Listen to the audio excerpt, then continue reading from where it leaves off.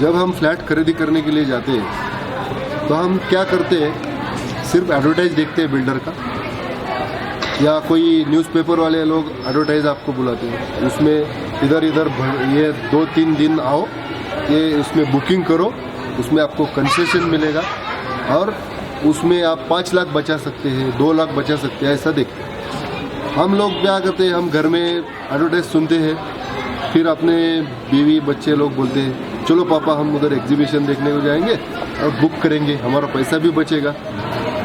फिर हम उधर एग्जीबिशन के लिए जाते हैं। एग्जीबिशन क्या होता है, बिल्डर या कोई न्यूज़पेपर एजेंसी या जो भी कोई एजेंसी होती है जो इवेंट मैनेज करती है, तो नाइसली इवेंट मैनेज करती है। अभी वो नाइसली इवेंट मैनेज करते हैं, उसमें कभी एसी का पंडाल रहता है, फिर खाना फ्री रहेगा, अच्छे तरह ड्रेस कोड रहते हैं लोगों के, वो MBA के स्टूडेंट्स या अच्छे लोग रहते हैं, और वो आपको welcome sir, how are you, क्या लेंगे, कोल्ड कॉफ़ी लेंगे, चाय लेंगे, ठंडा गरम क्या चाहिए बताइए। फिर अच्छी तरह प्रिंटेड ब्राउचर आपको प्रोसेस, और उधर बड़ा जाहिरात लगता है। यहाँ आने के बाद आपको खुली हवा मिलेगी, गोल्फ ग्राउंड रहेगा सामने, सब सुविधाएं, 200 टाइप की सुविधाएं ऐसी। अभी एक एडवर्टाइज है 200 एम्यूनिटीज, उसमें PMT का बस इधर आता है, वो भी उनका ही एम्यूनिटी ऐसा सुनते। फिर और क्या एम्यूनिटी है, खेल का ग्राउंड है बाजू में, 10 किलोमीटर पे है, 10 किलोमीटर बाजू में। फिर डायरेक्ट सुविधा है इधर से आपको लेके जाने के लिए। क्या आपने बस प्रोवाइड किया क्या? नहीं, वो PMPL की बस आती है इधर तक, तो आप जा सकते हैं। फिर 24 आवर पानी, लाइट है आपको, स्कूल है, फिर क्लब हाउस है, स्विमिंग टैंक है। स्विमिंग टैंक का साइज नहीं बताते आपको, मगर स्विमिंग टैंक है।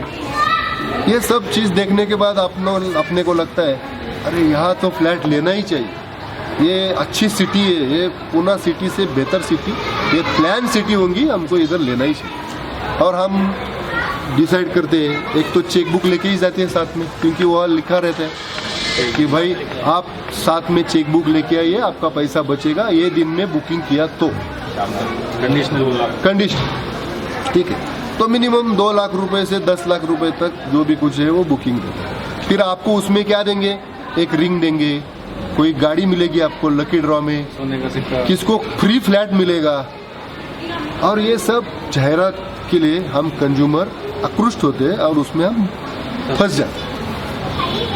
बुकिंग करते वक्त हमको घर लेना है, घर लेने के लिए हमको मिनिमम पूना में आज 40 से 50 लाख रुपए से स्टार्ट होता है। पूना या outskirt, Poona heart of city नहीं, आउटस्कर्ट, ओके। तो 40 से 50 लाख आपका मिनिमम बजट रहता है। तो वो बजट करने के लिए आपको, या उतना पैसा आपको इन्वेस्ट करने के लिए, आप कोई देखते नहीं हम लोग कि भाई चलो अभी हमको ये बिल्डर कैसा है, उसका रिप्यूटेशन क्या है, उसका मार्केट सर्वे करना है, कुछ नहीं देखते हम। एडवर्टाइज देखा, गया उधर, थोड़ा चिपनी चुपड़ी बाती बोल दिया बिल्डर ने, उसके वो बिल्डर खुद रहता ही नहीं उधर, उसकी बाकी लोग रहते, सेल्समैन रहते, मार्केटिंग फेलो रहते, जो बहुत सारी मार्केटिंग कंपनीज है यार, वो बिल्डर को बेच के देते। आपको बिल्डर तक एक्सेस ही नहीं, वहाँ का आर्किटेक्ट क्या है, वहाँ पे लैंड किसके नाम पे है, वो लैंड उसकी खुद की है या उसने डेवलप करने के लिए है, उसने एग्रीमेंट किया है क्या, कुछ नहीं देखते हम। वो बाद में ये लैंड कारपोरेशन में है या नहीं है, बाद में वो लैंड को येने किया है क्या कलेक्टर से, येने किया है तो कितने फ्लैट्स के लिए उसका स्कीम है, टोटल लैंड एरिया कितना है, उसके हिसाब से उसने floor space index FSI use किया है क्या, वो भी नहीं देखते। अभी आपने बीच में सुना होगा 66,000 घर पिंपरी चिंचवड कारपोरेशन में बेकायदेशीर बांधकाम किए गए। 66,000 फ्लैट्स नहीं है, कंस्ट्रक्शन से, फ्लैट्स तो उससे ज़्यादा है, एक कंस्ट्रक्शन के ऊपर 10-20 भी ज़्यादा होंगे। 3,000 स्क्वायर फीट के ऊपर 3,000 स्क्वायर फीट कंस्ट्रक्शन कर सकते हैं, इसका मतलब सिर्फ 6 फ्लैट कंस्ट्रक्शन कर सकते हैं। पिंपरी चिंचवड कारपोरेशन में या पूना कारपोरेशन में या पूना कारपोरेशन और पिंपरी चिंचवड कारपोरेशन के बाहर भी 3000 स्क्वायर फीट के ऊपर 14,000 कंस्ट्रक्शन किया है। ये इलीगल है और ये हम देखते नहीं, सिर्फ सस्ता फ्लैट है चलो, और लॉन्च करने के लिए स्टार लोगों को बुलाते हैं। कहाँ तो पॉलिटिकल पीपल, राज्यपाल है कोई स्टेट का, उसको बुलाते हैं, लॉन्च करते हो। हमको लगता है चलो पॉलिटिकल राज्यपाल आया इसका मतलब हम परफेक्ट हो गए। कहाँ तक आए थे? ये बिल्डर का जो इवेंट मस्त मैनेज करता है, फुल पेज एडवर्टाइज आता है पेपर में, न्यूज़पेपर में, और वो न्यूज़पेपर का एडवर्टाइज देख के हम जाते हैं। वहाँ जाने के बाद ट्रीटमेंट अच्छी तरह मिलती है और वहाँ पे हम इमीडिएटली डिसीजन लेते, चलो भाई क्या 2 लाख तो देना है, दे देंगे, बुक करेंगे फ्लैट। मगर ये गलती किसी ने भी नहीं करनी चाहिए। क्या है, आपका जो 40-50 लाख रुपए का मिनिमम फ्लैट है पूना के आउटस्कर्ट्स में, तो उसने वो फ्लैट्स का आपका जीवन भर का पूंजी रहता है। आपको लोन मिलता है अभी, नो डाउट 5 लाख 10 लाख रुपए आपके पास है, बाकी का लोन मिलता है, मगर आपका रीपेइंग वो 15 से 20 साल तक जाता है। आदमी कितने साल को सर्विस को लगता है? 25 से 30 के बीच में। उसके बाद कितना सर्विस रहता है? और 25 या 30 साल। उसमें से अगर 20-25 साल मेरा रीपेमेंट में जा रहा है, बाद में ये आपका फैमिली का बाकी शादी, बच्चों का शादी करना है, एजुकेशन है फैमिली का, वो सब है, तो इसका मतलब आप एक ही घर ले सकते हैं। आप घर लेके दूसरा बेचने वाले तो नहीं है। इसलिए आप देखना चाहिए कि भाई हम जो घर ले रहे उसका पूरी तरह से जायजा करना चाहिए, जमीन कायदेशीर है या नहीं है। उसमें क्या क्या देखना है आपने? सिर्फ एडवर्टाइज में मत जाइए, भाई ये 4,000 रुपए स्क्वायर फीट दूसरे बिल्डर से कम है, वैसा मत देखिए। बिल्डर लोग आजकल बहुत होशियार हो गए। वो क्या कर रहे हैं, 4,000 रुपए पर स्क्वायर फीट आपको रेट बोल रहे हैं। आप जब उनके साथ मीटिंग के लिए बैठते हैं तो बोलते हैं देखो ये मेरा सेलेबल एरिया है, saleable area 900 square feet, actual flat में भी 600 स्क्वायर फीट कारपेट एरिया के हिसाब से। अभी आपको कारपेट एरिया और सेलेबल एरिया उसका फर्क बोलता है। क्या रहता है, जहाँ पे आप कारपेट डालते हैं वो कारपेट एरिया, 2 दीवार के बीच में जो डायमेंशन है, समझो अभी 10 फीट बाय 10 फीट का एक रूम है, तो 100 स्क्वायर फीट का कारपेट एरिया हो गया। बिल्टअप एरिया मीन्स क्या हो गया, जो दीवार है, अभी दीवार आपकी 10 फीट के, उसमें 6 इंच की दीवार ये साइड को, 6 इंच की ये साइड, तो हो गया 11 फीट बाय 11 फीट, ये टोटल बिल्टअप एरिया हो गया। मगर बाजू वाला फ्लैट का आधा, बाजू वाला भी फ्लैट है तो उसका आधा पकड़ना है, इसका मतलब 10.5 फीट बाय 10.5 फीट आपका बिल्टअप एरिया हो गया। तो वो हो गया कितना, 111 स्क्वायर फीट होता है। तो 11% सिर्फ बढ़ता है। मगर बिल्डर लोग आजकल 25 से 35% तक लोडिंग बोलते हैं उसको, कारपेट एरिया के ऊपर लोडिंग, तो ये गलत है।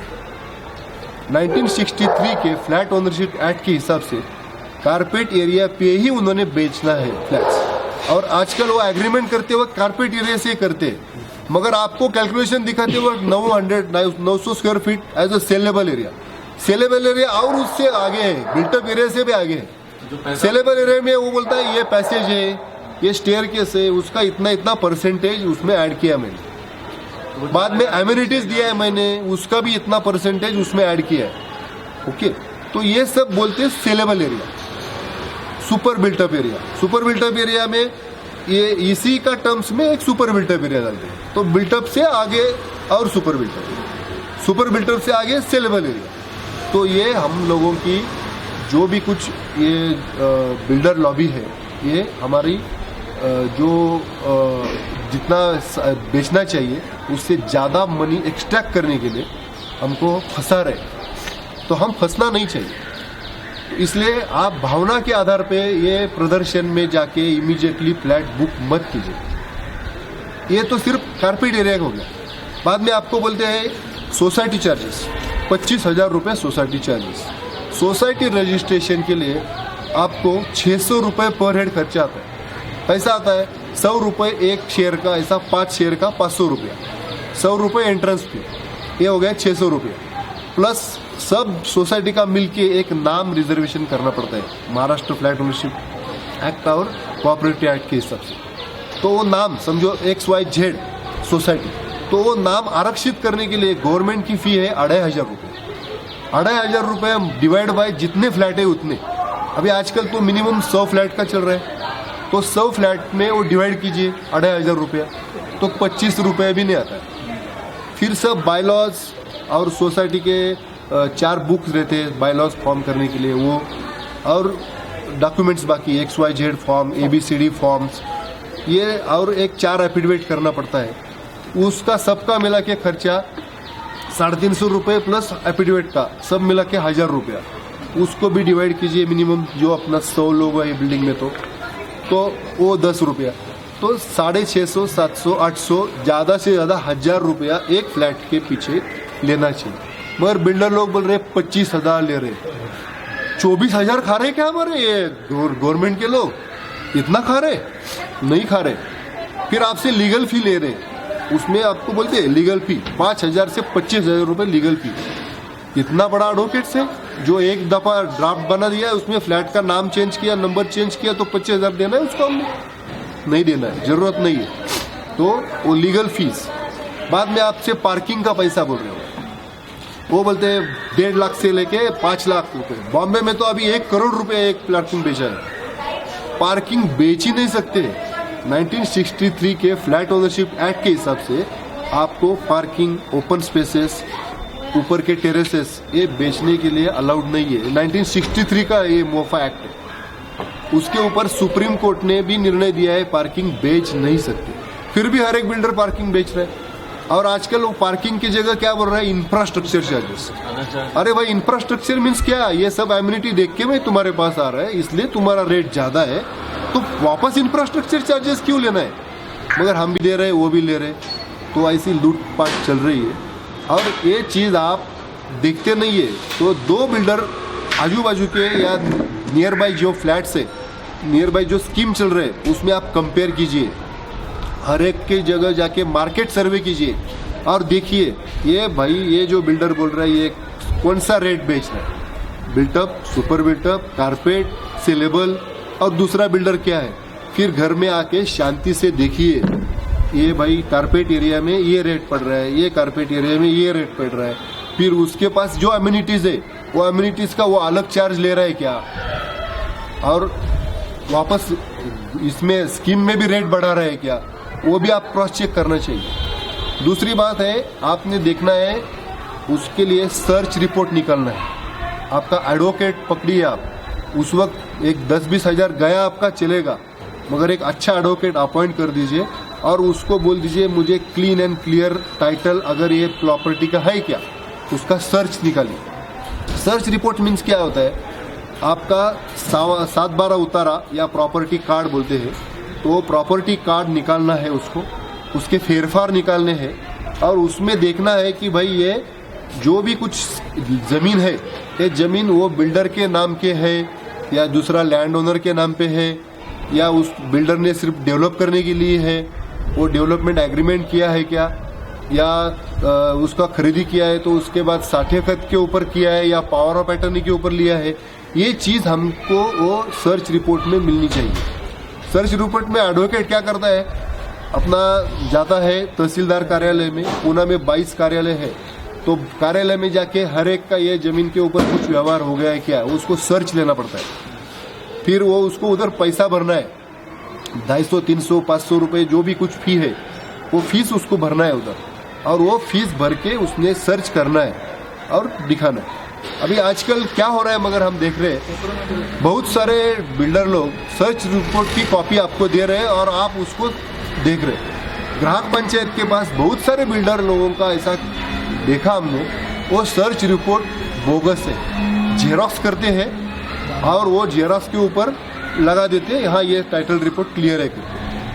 अभी आप लोगों को लगता है चलो मुझे ये, वो बिल्डर बोलता है ये फलाना फलाना बैंक है, फलाना फलाना बैंक का इंस्टीट्यूट है, फाइनेंशियल इंस्टीट्यूट है, ये अप्रूव्ड है हमारा स्कीम, उसमें आप उससे लोन ले सकते हैं, झंझट नहीं, 5 मिनट में लोन होगा आपका। तो आपका 5 मिनट में लोन हो रहा है, उसके लिए प्रोसेसिंग फी ले रहा है, लीगल फी ले रहा है बैंक वाला, तो आपको लगता है चलो हमारा ओके होगा। बैंक ने तो लीगल लिया है, सर्च निकाला होगा, क्योंकि उनको इतना पैसा देना है, मगर हमारे पास ऐसे कंप्लेंट आए हैं वो जमीन ऑलरेडी उसके ऊपर प्रोजेक्ट लोन लिया है, वो प्रोजेक्ट लोन प्रॉपर्टी कार्ड के ऊपर हाईलाइट नहीं है और 10-10, 20-20 बैंक ने उसको वापस लोन दिया है, तो मॉर्गेज के ऊपर मॉर्गेज, तो ये इलीगल है। मगर हम लोगों को ये पता नहीं रहता है, इसलिए हमको सर्च रिपोर्ट निकालना है।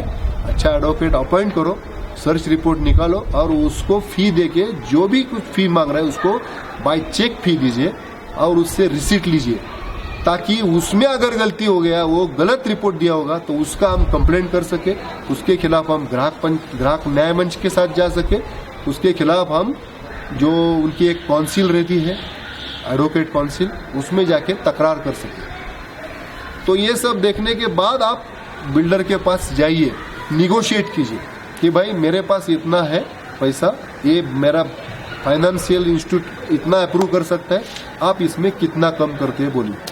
और आप अकेले मत जाइए, आप लोगों का ग्रुप बनाइए, ग्रुप बना के आप बिल्डर के पास जाइए, निगोशिएट करिए, आपका फायदा होगा उसमें। आप इंडिविजुअल सोचते हैं, इंडिविजुअल सोचने से आपका नुकसान होता है। आपको लगता है चलो मैं ही फ्लैट लेगा, दूसरा कौन लेगा, ऐसा नहीं है।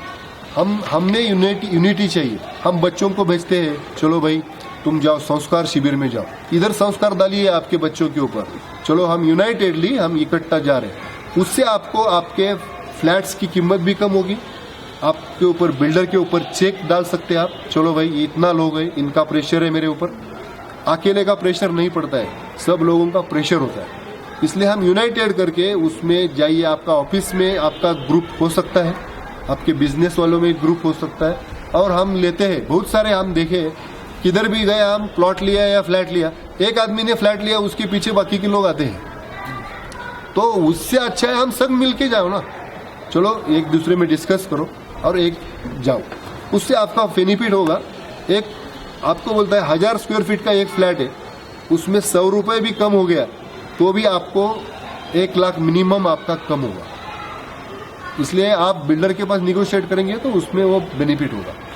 दूसरी बात है सोसाइटी फॉर्मेशन का, जो आपको बोला अभी मैं 1000 रुपये लगता है, बिल्डर 25,000 ले रहा है, तो वो गलत है। वो बिल्डर को उसी वक्त बोल दीजिए 1000 रुपये लगता है। ग्राहक पंचायत ने भी हमको बोला है और कोऑपरेटिव आयुक्त है, उन्होंने भी सर्कुलर निकाला है ग्राहक पंचायत के, और उन्होंने दोनों ने मिलके उसमें भी उन्होंने मेंशन किया है इतना ही पैसा लगता है। और उसके लिए आप डिस्ट्रिक्ट डेप्यूटी रजिस्ट्रार जो साखर संकुल में है, वहाँ पे आप जाके चाहिए तो इंक्वायरी कर सकते हैं। दूसरी बात है लाइट मीटर की। लाइट मीटर के लिए 7 से 15,000 इतना ही खर्चा आता है। आप देख सकते हैं कितने लोगों ने तो फ्लैट बुक किया होगा या फ्लैट में रहते होंगे, तो अगर आप MSCDC के पास जाके RTI में एप्लीकेशन देंगे कि इतना इतना स्क्वायर फीट का फ्लैट है, उसमें SLC चार्जेस और बाकी चार्जेस, मीटर डिपॉजिट, वो सब मिलके कितना लगता है, तो आप देखेंगे उसमें 7,000 से 15,000 खर्चा आता है। बिल्डर लोग हमसे 75,000, 1 लाख रुपए, 2 लाख रुपए ऐसा ले रहे हैं, और हम भी आंखों के ऊपर पट्टी डाल के दे रहे हैं, तो वो गलत है। वो भी आप बिल्डर को, अगर आप सब लोग मिलके जाएंगे तो प्रेशराइज कर सकते हैं, इतना लगता है जो भी लगता है उतना देने के लिए हम तैयार है, ABC बाकी नहीं।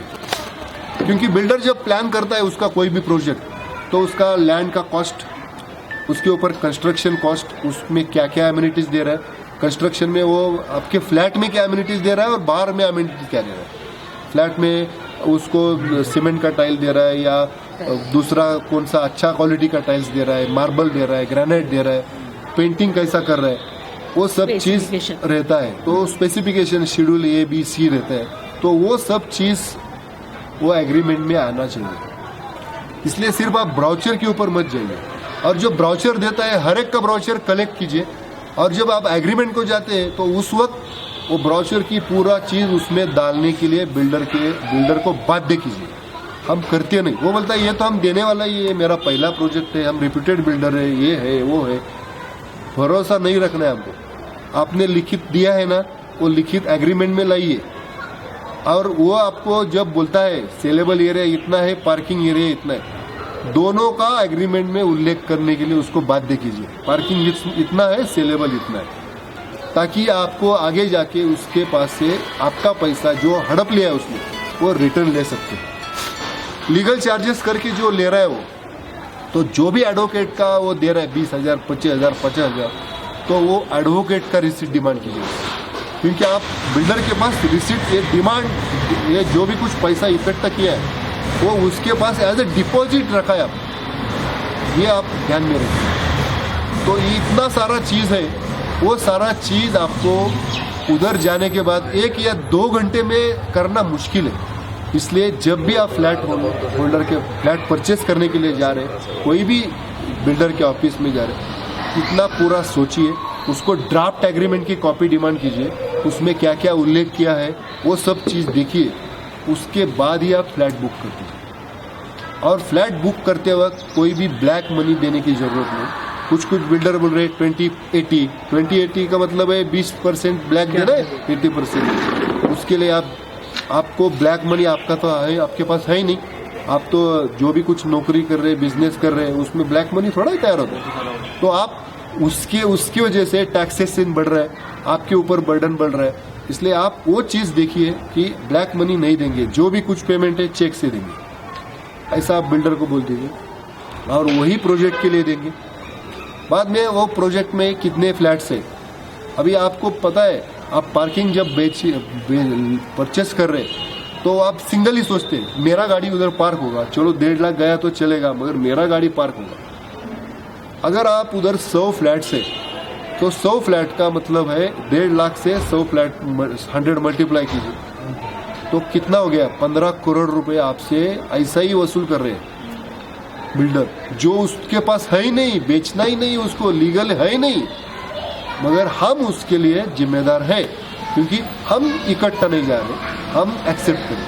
वैसा ही है सोसाइटी फॉर्मेशन का, 25,000 डिमांड कर रहा है, इसका मतलब 24,000 मल्टीप्लाई बाय 100, तो वो भी 24 लाख रुपए हो गया, खाली पहले उसको दे रहे हैं हम। बाद में वही हो गया आपका एमएससीबी मीटर का, मीटर को अगर 15,000 लग रहा है और उसने 75 लिया है तो 60,000 मल्टीप्लाई बाय 100 कितना हो गया देखिए। तो इतना सब पैसा अगर आपके पास रहेगा तो आपको बेनिफिट होगा, सोसाइटी को बेनिफिट होगा। फिर वन टाइम मेंटेनेंस लेते हैं, तो वन टाइम मेंटेनेंस की कंसेप्ट 1963 के फ्लैट में है ही नहीं है, वन टाइम मेंटेनेंस लेना नहीं है उसने, क्योंकि सोसाइटी कब फॉर्म करनी है, जब आपके 60% लोग फ्लैट बुक करते हैं, परचेस करते हैं, उसी वक्त मीन्स 100 लोग हैं, 100 फ्लैट्स है, उसमें से 60 लोगों ने परचेस किया तो विद इन 4 मंथ उसने सोसाइटी रजिस्टर करना है। मगर वो सोसाइटी रजिस्टर फ्लैट परचेस करना क्या ताबे में लेने के बाद भी 4-4 साल तक नहीं कर रहे। आज पुणे में सिर्फ 15,000 और थोड़ा कुछ सोसाइटी है, प्लस माइनस। इतना सोसाइटी है नहीं है, इतना सारा बिल्डिंग है, इतना सोसाइटी होना चाहिए। ये सोसाइटी है, उसके बाद कन्वेंस डीड तो जब तक आपका फ्लैट खरीदी नहीं हो रहा है तब तक आपका फ्लैट कन्वेंस डीड करके आपके नाम पे नहीं हो रहा है, तब तक आप मालिक नहीं है, और कन्वेंस डीड सोसाइटी के नाम पे होता है। इसलिए आप तब तक चुप नहीं रहना है उस केस में। तो आपका जो अभी आपको बताया जो खरीदी करते हो देखना है, तो ये ग्लोबली सोचिए, सिंगल ही सोचिए मत। सिंगल ही सोचेंगे तो आपको ये नुकसान होता है, और ग्लोबली सोचेंगे तो आपको फायदा होगा। इसलिए जो भी कुछ सोसाइटी का या एमएससीबी का चार्जेस है, पार्किंग चार्जेस है, हर एक चार्जेस के लिए आपको बिल्डर के साथ निगोशिएट करना है, बोलना है लीगल जितना है उतना ही मैं देगा, और हर एक का रिसीट चाहिए, वो कैश में मत दीजिए, बाय चेक दीजिए सिर्फ। फिर रजिस्ट्रेशन करने के लिए जब आप जाएंगे तो रजिस्ट्रेशन करते वक्त पूरा ड्राफ्ट पहला डिमांड कीजिए उसके साथ फ्लैट्स का, और ड्राफ्ट पढ़िए। ड्राफ्ट में आपको अगर नहीं है 1963 के फ्लैट ओनरशिप एक्ट में, उसमें क्लॉज 10 और 11 है, उसमें उन्होंने दिया है कि एग्रीमेंट में क्या क्या चाहिए। उसमें आपका नाम चाहिए, पता चाहिए, फिर कौन सा फ्लैट ले रहा है, वो प्रॉपर्टी का डिटेल्स चाहिए, वो प्रॉपर्टी का हिस्ट्री चाहिए पूरा, फिर वो how builder is liable to sell that property, उसका टाइटल कैसा है वो चाहिए। बाद में वहाँ पे सैंक्शन प्लान, जो जमीन यानी है क्या, वो सब चीज़ उसमें नमूद होनी चाहिए एग्रीमेंट में। और वो चीज़ के ऊपर आपको एग्रीमेंट में नहीं है तो आप बिल्डर को बोल सकते हैं ये चीज़ उसमें नहीं है। ये होने के बाद फिर एग्रीमेंट रजिस्टर कीजिए। और एग्रीमेंट रजिस्टर करने के बाद में आप जो भी शेड्यूल है आपका वो आप भी मेंटेन कीजिए, बिल्डर को भी मेंटेन करने को बाध्य रहिए। जाके सिर्फ मुंह से बात मत कीजिए बिल्डर से। बिल्डर को आप लिखित स्वरूप में सब चीज़ देना है कि भाई ये चीज़ एग्रीमेंट में है, उसके हिसाब से होना है, और आपने ये किया नहीं है, उसकी वजह से हमको तकलीफ हो रही है। अभी उसमें क्या क्या चीज़ होती है, अभी इतना तो आप सिर्फ एग्रीमेंट तक आ गए, उसमें बाकी सारे बहुत चीज़ें।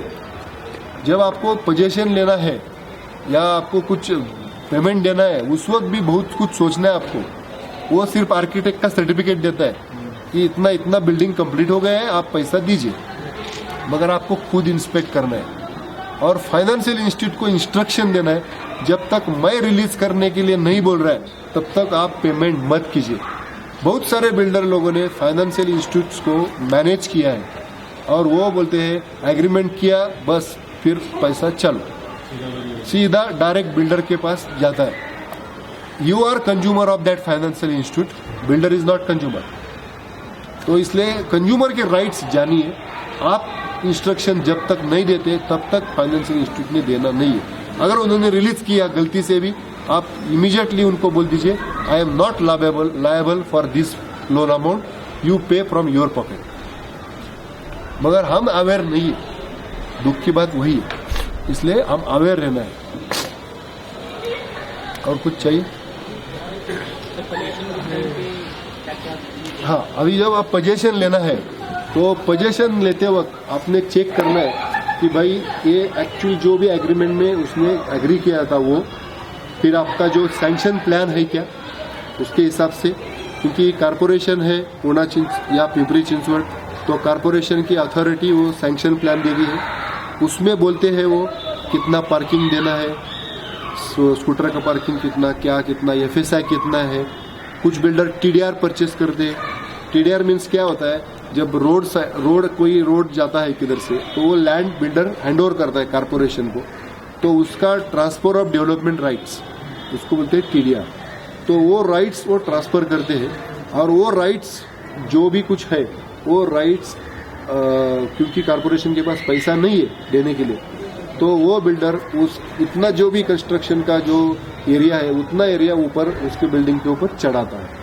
तो आप स्ट्रक्चरल स्टेबिलिटी भी डिमांड कीजिए बिल्डर से उस केस में, क्योंकि स्ट्रक्चरली वो स्टेबल चाहिए। समझो 7 मंजिल है तो और 11 मंजिल किया, तो 11 मंजिल के लिए बिल्डिंग स्ट्रक्चरली ओके है क्या, बिल्डर के पास से आप ड्राइंग डिमांड कीजिए, drainage line, electricity line, water line, उसके ड्राइंग्स, फिर बिल्डिंग का लेआउट प्लान टोटल सब बिल्डिंग का मिलके, फिर बिल्डिंग का आपका जो स्ट्रक्चरल प्लान है वो प्लान, बाद में बिल्डिंग में जो भी कुछ केबलिंग कर रहा है वो किधर किधर कॉमन एंटीना दे रहा है, वीडियो फोन दे रहा है, क्योंकि बाद में आपको मेंटेन करना है। प्लम्बिंग का जो भी है प्लान, वो प्लान्स आपके पास चाहिए, बाद में मेंटेन करने के लिए आपको सुविधा होगी इसलिए। तो ये सब चीज़ है क्या, तो पोजीशन लेते वक्त वो भी देखना है कि उसने जो भी कंस्ट्रक्शन किया है वो प्रॉपर है क्या, उसने जो भी एरिया दिया है वो प्रॉपर दिया है क्या नहीं दिया।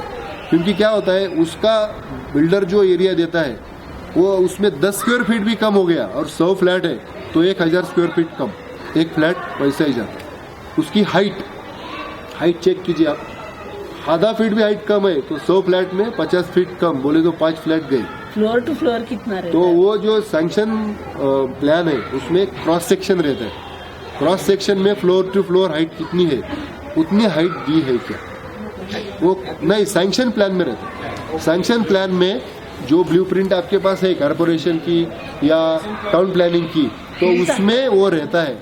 उसमें इवन कंपाउंड वॉल का भी क्रॉस सेक्शन रहता है, उसमें कितना कंपाउंड वॉल है, उसके ऊपर बार्ब वायर फेंसिंग कितना है वो भी देते हैं। मगर वो चीज़ हम देखते नहीं। आपका जो एग्रीमेंट है, एग्रीमेंट में एक चीज़ लिखा रहता है कि आपने वो ड्राइंग चेक किया है, आपने सैंक्शन प्लान चेक किया है, आपने ये सब चीज़ रहते हैं लिखा हुआ, आपको देते नहीं हो।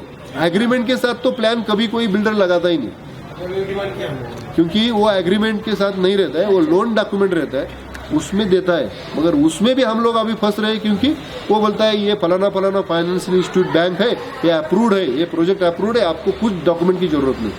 मगर हमको जरूरत है भाई, वो 7 मंजिल है या 10 मंजिल है, क्योंकि पूना और पिंपरी चिंचवड़ और उसके आउटस्कर्ट में इलीगल कंस्ट्रक्शन इतना हो गया है, कम से कम 1 लाख कंस्ट्रक्शन इलीगल होंगे, क्योंकि 66,000 तो पिंपरी चिंचवड़ कारपोरेशन के, दैट इज ऑफिशियल। अनऑफिशियल तो अलग है, जो आया नहीं, बाहर आया नहीं, वो अलग है, क्योंकि सस्ते में फ्लैट चाहिए था, इसलिए हमको सस्ता मिल रहा है। उसके लिए कोई छोटा मोटा ये बैंक पकड़ते हैं, कोऑपरेटिव बैंक पकड़ते हैं, या छोटा मोटा इंस्टीट्यूट पकड़ते हैं जो लोन देते हैं, प्राइवेट फाइनेंसियर पकड़ते हैं, वो उनको लोन देते हैं। इसलिए हम विजिल चाहिए, हमारा कष्ट का पैसा है, हमको वो देना है। मगर हम मार्केट में जाते हैं आलू लेने के लिए, प्याज लेने के लिए, उधर तोल के देखते हैं, हाँ भाई 1 किलो है क्या, एक आधा उसमें खराब तो नहीं है, वो प्याज आलू एक खराब निकला तो 1 रुपए का नुकसान होगा।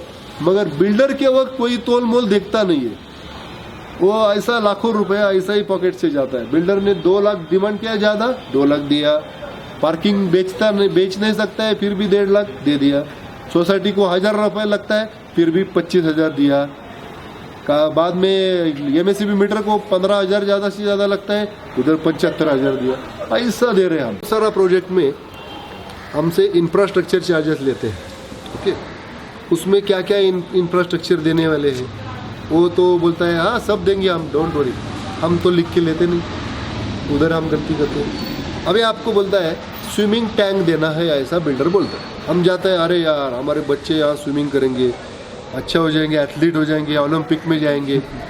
मगर वो स्विमिंग टैंक जो है आपका, अगर आपके पास 1000 लोगों का स्कीम है, 1000 फ्लैट्स है, एक फ्लैट में 5 लोग रहते हैं, गवर्नमेंट के नियम से, ये सब मैं गवर्नमेंट के हिसाब से बोल रहा है, तो एक फ्लैट में 5 लोग, तो 1000 फ्लैट का स्कीम है, इसका मतलब 5000 लोग हैं वहाँ, और वहाँ आप स्विमिंग टैंक दे रहे हैं। अभी 5000 लोगों में से 10% लोग ही सिर्फ स्विमिंग टैंक यूज करते हैं, ऐसा हम देखेंगे, ठीक है। इसका मतलब कितना हो गया, 500 लोग। अभी वो 500 लोग भी एक 5 बैच में आएंगे, इकट्ठा नहीं आएंगे, 5 बैच में आएंगे, इसका मतलब 100 लोग। तो 100 लोगों को स्विमिंग टैंक में अगर स्विम करना है, तो महाराष्ट्र का जो अपना एक बॉडी है, क्रीड़ा, महाराष्ट्र में गवर्नमेंट है अपने पास, उसमें क्रीड़ा विभाग है, तो क्रीड़ा विभाग का जो स्विमिंग टैंक है यरोड़ा में है, ठीक है।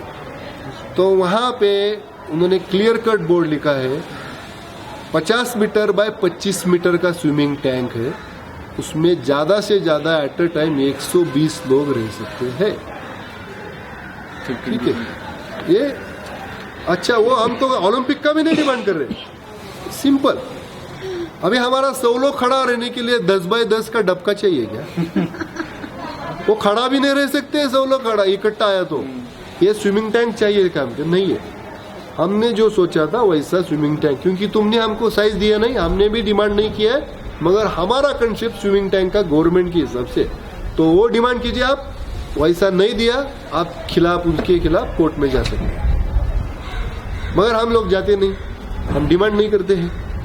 बाद में जिम, वही चीज जिम के लिए, तो जिम भी कितनी चाहिए, उसमें क्या क्या इक्विपमेंट देने वाले हैं, उसकी वारंटी गारंटी क्या है, वो भी लेना है। आपको लिफ्ट देते हैं तो लिफ्ट का भी सर्टिफिकेट रहता है, उद्वाहन सर्टिफिकेट करके महाराष्ट्र शासन का रहता है, तो लिफ्ट का सर्टिफिकेट, उसकी वारंटी गारंटी, वो सब चीज आपको मिलनी चाहिए, क्योंकि आप यूज करने वाले उसको। फिर उसको लिफ्ट का बैकअप, जो लिफ्ट अभी आपकी चालू है, लाइट बीच में गया तो वो लिफ्ट में आप अटक सकते हैं, इसलिए उसमें प्रोविजन रहनी चाहिए। वो लिफ्ट ऊपर या नीचे कोई तो नजदीक का फ्लोर है उधर जाके खुले और लोग उसमें फंसे नहीं।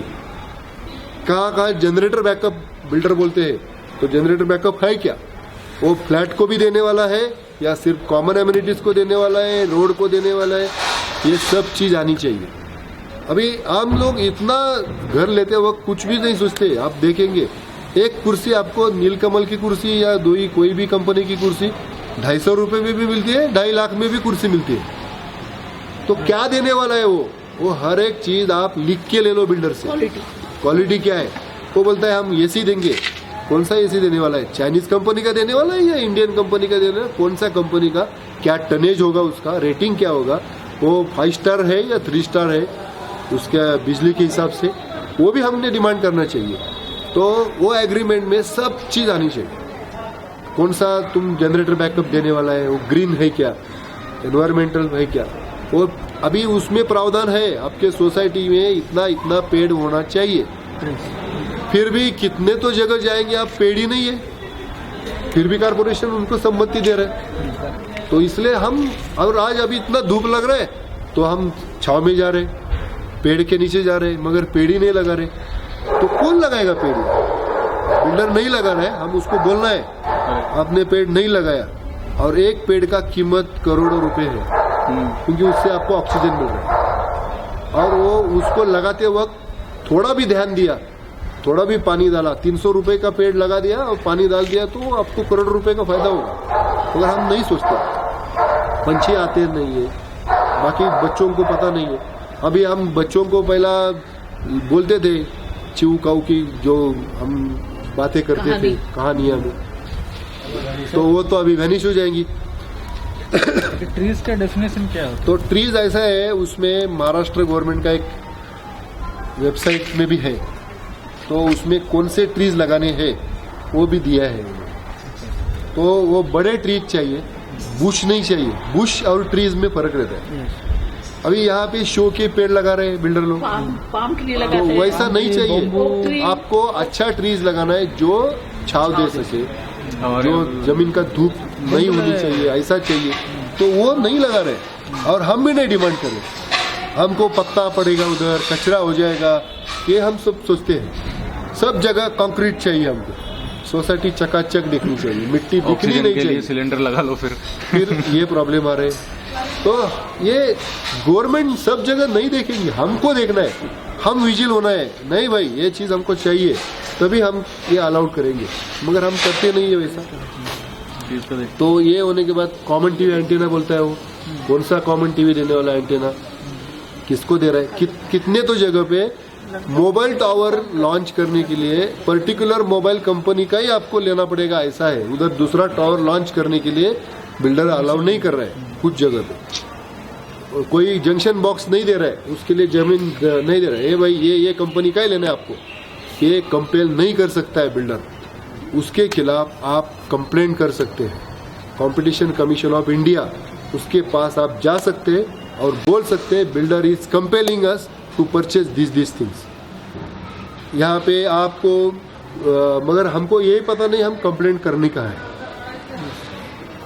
तो आप कंपटीशन कमीशन ऑफ इंडिया के पास जाना है। दूसरी बात ऐसी है कि आप जो भी कुछ ये फ्लैट परचेस कर रहे हैं, तो फ्लैट परचेस करते वक्त देखना है कि ये बिल्डर का पास्ट एक्सपीरियंस कैसा है।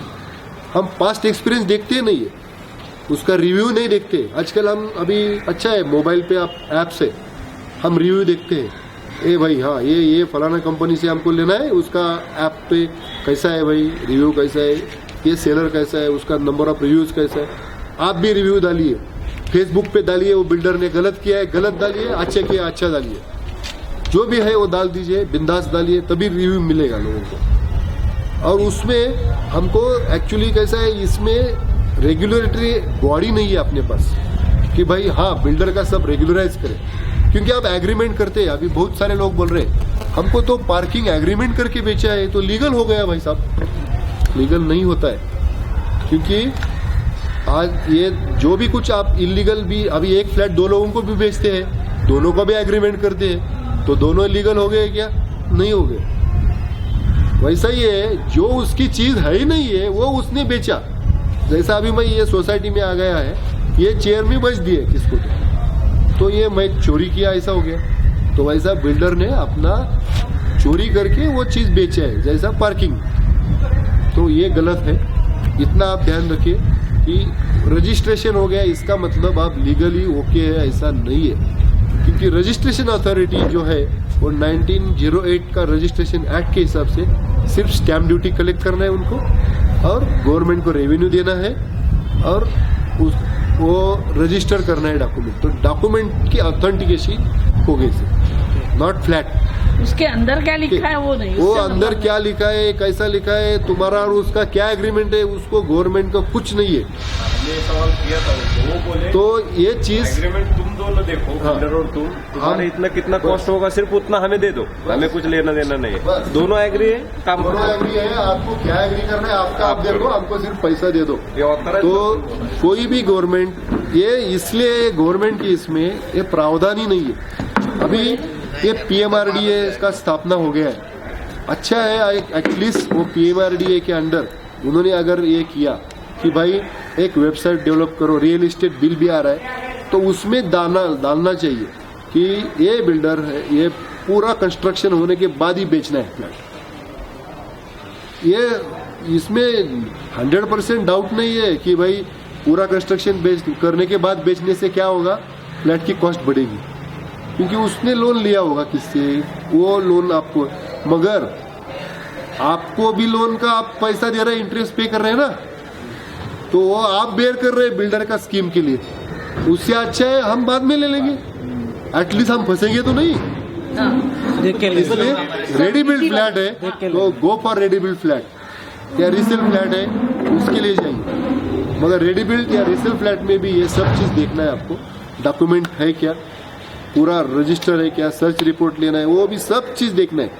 उसमें एक ही है फायदा कि आप इमीडिएटली शिफ्ट हो सकते हैं, इमीडिएटली आपका ईएमआई भी चालू होगा, क्योंकि किराया इसमें बचता क्या है। होता है, प्री ईएमआई इंटरेस्ट जो रहता है, कुछ financial institute pre EMI interest लेते हैं, ईएमआई चालू ही नहीं करते।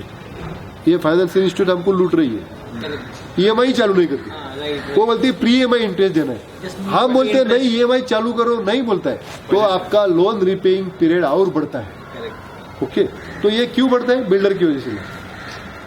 अभी आपको बिल्डर ने समझो एक महीना लेट पोजीशन दिया, तो लोग बोलेंगे यार एक महीना ही दिया है, क्या फर्क पड़ता है, एक महीने में क्या होने वाला है, मगर आप एक महीने का किराया तो दे चुके हैं 8-10 हजार रुपए। उधर भी आप सिंगल ही मत सोचिए, ग्लोबली सोचिए। अगर 1000 लोग हैं, 1000 लोगों ने 10,000 रुपए किराया दिया है, इसका महीने को कितना खर्चा हो गया आपका, 1 करोड़ रुपए नुकसान है आपका सब मिलके। इसलिए ग्लोबली सोचिए, फिर उसमें आप जो भी आपने बिल्डर को पैसा दिया है उसको इंटरेस्ट दे रहे हैं, आप पे कर रहे हैं, 1 महीने से आपका इंटरेस्ट बढ़ गया, उसका नुकसान है। आपके बच्चों का एडमिशन, अगर वो जून की जगह जुलाई में पोजीशन दिया उसने, बच्चों का एडमिशन आप आपके फ्लैट के नजदीक लिया है, मगर आपको फ्लैट नहीं मिल रहा है, तो आपको क्या करना पड़ेगा, आइदर यू शिफ्ट योर घर उधर नजदीक, उसके लिए आपको एग्रीमेंट वापस करो, एग्रीमेंट की कॉस्ट बेयर करो, और नहीं तो जिधर रह रहे हैं उधर से रिक्शा से आप बेचो लोगों को। तो ये सब चीज आप देखेंगे तो उसमें आपको नुकसान होता है।